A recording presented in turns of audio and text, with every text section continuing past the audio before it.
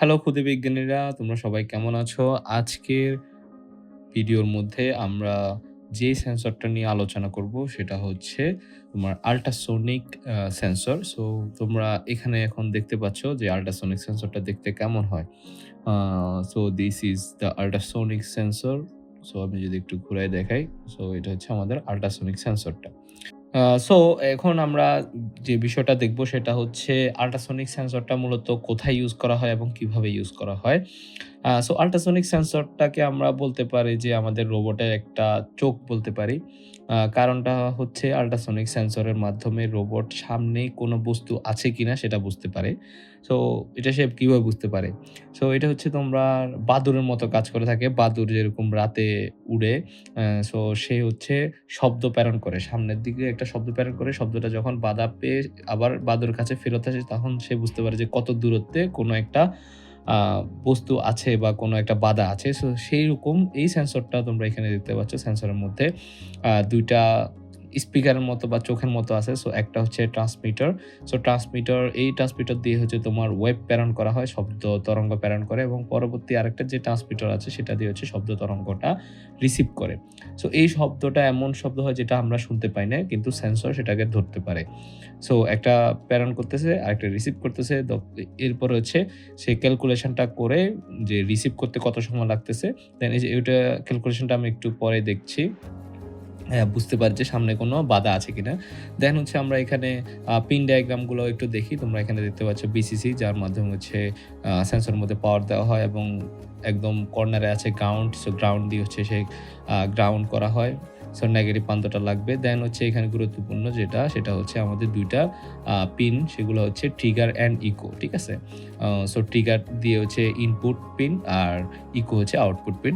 So আমরা যদি Real লাইফেও দেখি আমাদের সেন্সরটার মধ্যে, সো এখানে তোমরা দেখতে পাচ্ছ যে সিমিলারলি বিসিসি আছে, ট্রিগার আছে, ইকো আছে অ্যান্ড গ্রাউন্ড আছে। সো ঠিক আছে? এবং আমাদের সেন্সরটা আ আ রি এ বাস্তবেও দেখতে এরকম তোমরা দেখতে পাবা। ওকে? তোমরা যখন নিবা এই সেন্সরটা। ওকে? দেন হচ্ছে আমরা দেখি হচ্ছে এখানে যে আমি বললাম যে শব্দ তরঙ্গ প্রেরণ করতেছে। দেখো শব্দ পাঠাচ্ছে এবং শব্দটা আসতেছে। ওকে? সো এখানে আবার বলাও আছে যে কত ফ্রিকোয়েন্সিতে ৪০,০০০ হার্জ ফ্রিকোয়েন্সিতে শব্দগুলা প্রেরণ করা হয়। So which is a not audible for human but for dog. So আমাদের এই সেন্সরের যে শব্দ তরঙ্গটা সেটা হচ্ছে কুকুররা বুঝতে পারবে, কিন্তু মানুষরা বুঝতে পারে না। সো দেন হচ্ছে এখানে যদি আমরা দেখি যে ডিসট্যান্সটা কিভাবে ক্যালকুলেশন করতেছে। সো স্পিড ইনটু টাইম ভাগ ২। সো যেই স্পিডে যাচ্ছে, পাঠাচ্ছে শব্দটা এবং সেটা কত সময় ফেরত আসতেছে সেটা দিয়ে গুণ করে এবং ২ দিয়ে ভাগ করলেই আমাদের হচ্ছে দূরত্বটা, ডিসট্যান্সটা আমরা পেয়ে যাচ্ছি।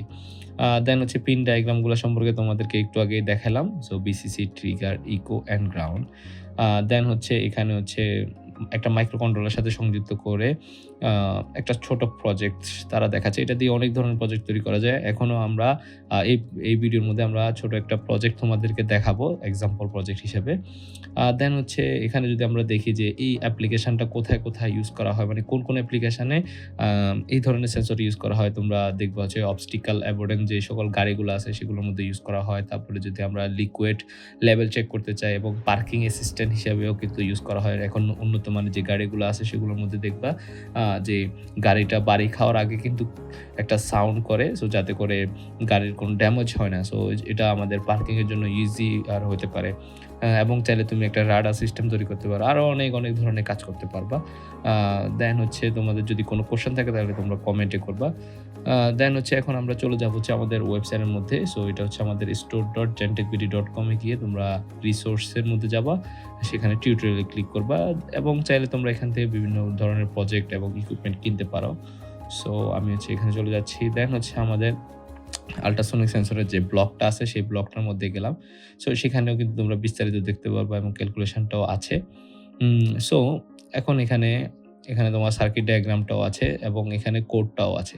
সো এখন আমরা সার্কিটটা তৈরি করব। দেন হচ্ছে আমরা কোডটা আমাদের Arduino মধ্যে দিব। সো এখন এখানে আমরা দেখতে পাচ্ছি, তোমরা এখানে পিন দেখে বুঝতে পারবা যে কোন জায়গায় আমাদের কোনগুলা সংযুক্ত করতে হবে। সো এখন এখানে তোমরা দেখতে পাচ্ছ আমাদের এখানে আছে, আমাদের একটা Arduino আছে, একটা বাজার আছে।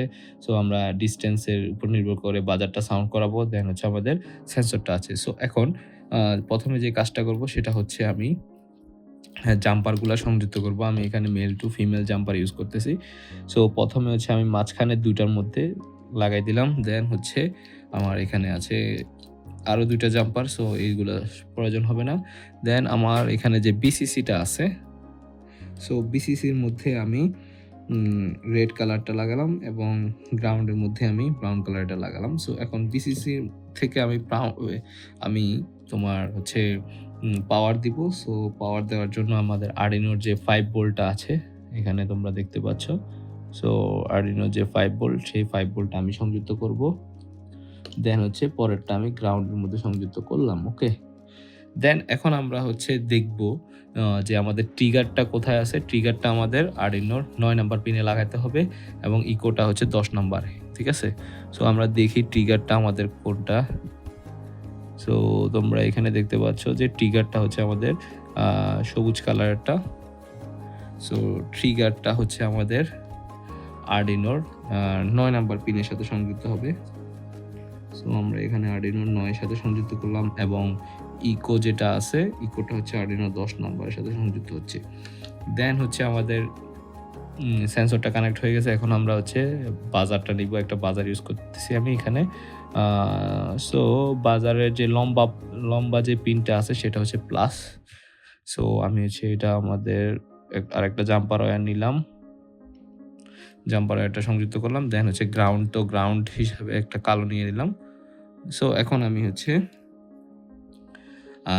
৮ নাম্বার পিনের সাথে সংযুক্ত করতেছি বাজারটা। দেন হচ্ছে একটা গ্রাউন্ডের মধ্যে সংযুক্ত করতেছি বাকিটা। ওকে। সো এখন তোমরা দেখতে পাচ্ছ আমাদের পুরো সার্কিটটা কমপ্লিট হয়ে গিয়েছে। সো এখন আমরা কম্পিউটার স্ক্রিনে চলে যাচ্ছি।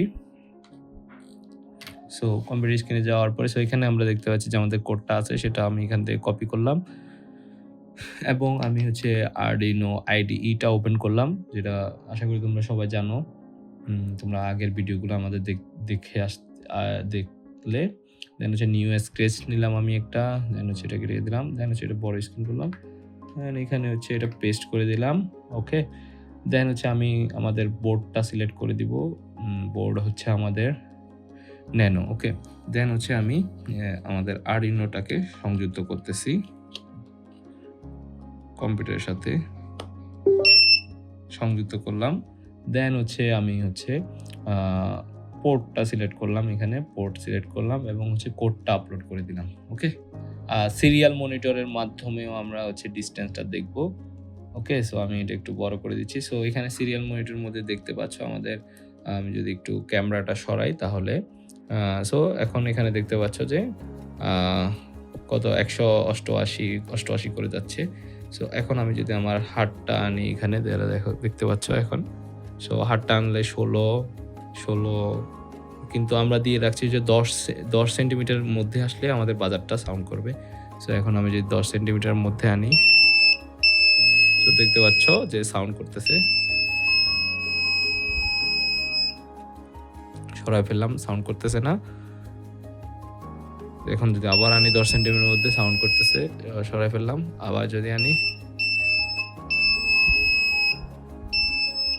সো আই হোপ, আমি আশা করতেছি তোমরা এই সেন্সরটা সম্পর্কে, আল্ট্রাসনিক সেন্সরটা সম্পর্কে বুঝতে পারছো এটা কিভাবে কাজ করে। এখন তোমাদের সৃজনশীলতা তোমরা কাজে লাগিয়ে বিভিন্ন ধরনের প্রজেক্ট তোমরা এই সেন্সরটা দিয়ে করতে পারবা। ওকে, সবাই ভালো থাকবা, সুস্থ থাকবা। Good bye.